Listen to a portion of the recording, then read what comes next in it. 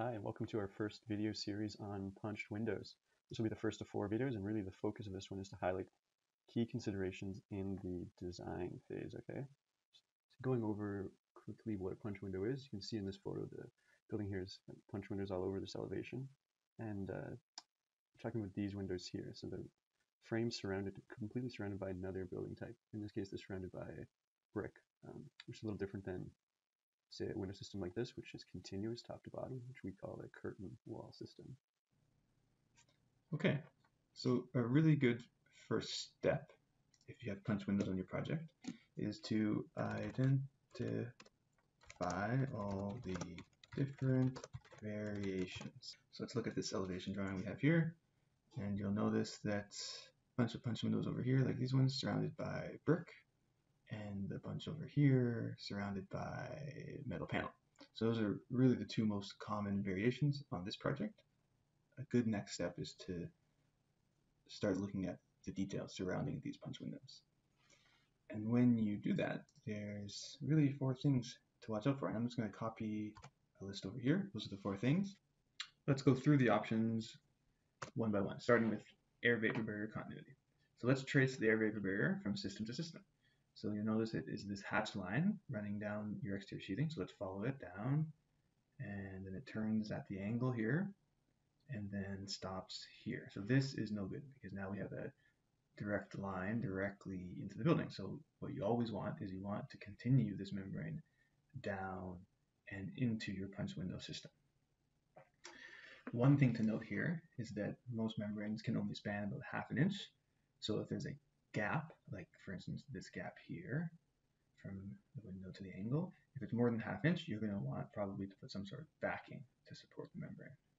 So next is insulation continuity. So similar to the ABB, you want to make sure that your insulation is continuous from system to system. So this hatching is here is your insulation behind your metal panel. So let's follow it down. So it continues down and it dead ends here at the angle.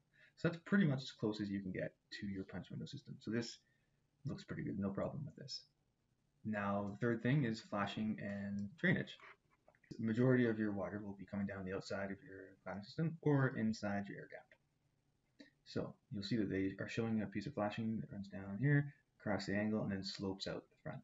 So the important thing here is that this part is sloped because this is where the majority of your water is going to come down. So it diverts it away from the building. The other important thing is this drip edge here, which is going to promote dripping away from your punch window system and not streaking down the front of it. This detail could get slightly better if this angle was continued all the way back to your AVB, and you'll see that common. It's also a common detail, but if you do have this detail, always remember to add insulation in this little triangle here, because remember, you want your insulation to be continuous as well.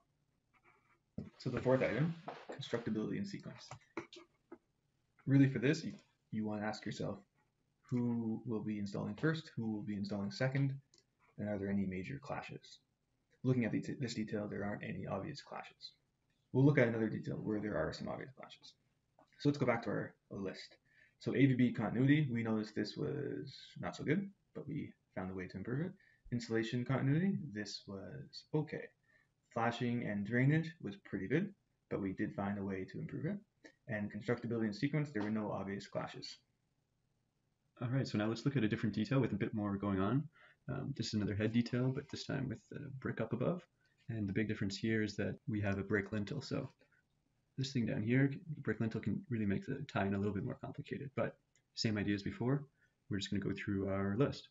So starting with AVB continuity up here, number 1, we're just going to trace the AVB and see if it's continuous. So starting from the top, this dashed line comes down all the way behind the brick lintel, and it's shown coming across and tying into the head of our punch window system. So, 2 dimensions, this looks good, but the thing is when you look at it in 3 dimensions, it's a little bit more complicated. So if we bring in an isometric drawing, the first thing we'll notice here that's actually pretty well done is the head detail. So this is a large improvement over the very first detail we saw. Notice how it's tied in directly into our punch window head. The second thing we'll notice is that this brick masonry shelf angle adds a lot of complexity and really interrupts the continuity of the AVB. So there's a lot of interruptions going on here and a lot of complex things happening. So one good resource that's available to you to help you through this process is an edge bulletin that's linked below the video. goes into a lot more detail on how to address this, and it's also a good thing to bring up to your design consultants early on. Okay, so next up, let's talk about insulation continuity, the second item on our list here. So going over to our detail, we see the insulation is continuous up top, and then it stops right at the HSS shelf angle here. So we're left with a large gap of no insulation and also a large thermal bridge right into our building. And in 3D, in the isometric view, you see the exact same thing. So there's a couple of strategies discussed in the edge bulletin, which include changing the profile of this HSS and even different ways to spray foam to try to help out. The important thing here is to have the discussion with your design team early on about how to address this lack of continuity. Okay, so moving on to flashing and drainage, the third thing on our list. Every time we're looking at flashing and drainage, we want to ask ourselves, is the water being diverted away from the head of the window? So let's highlight the head of the window here. And as we trace our flashing system, we'll find out. So our through-wall flashing starts somewhere around here. We'll just trace it. It comes through the wall over top of our HSS support and then down across the brick lintel and out. Good to highlight that they have a drip edge here. So overall, it looks like our water is going to be draining out and away from the head of the window. So that's good. And in isometric view, it's not actually shown, but it would be following the exact same path out away from the head of our window. As you can see, shelf angles really add a lot of complexity. So last on the list, let's talk about constructability in sequence. Masonry shelf angles create a lot of spaces that are hard to reach, and unless we address them in the design phase, we're really setting ourselves up for failure in the field. Have the discussion early on with your design team, and check out the edge bulletin that we mentioned in the description below. Cut. Take 5.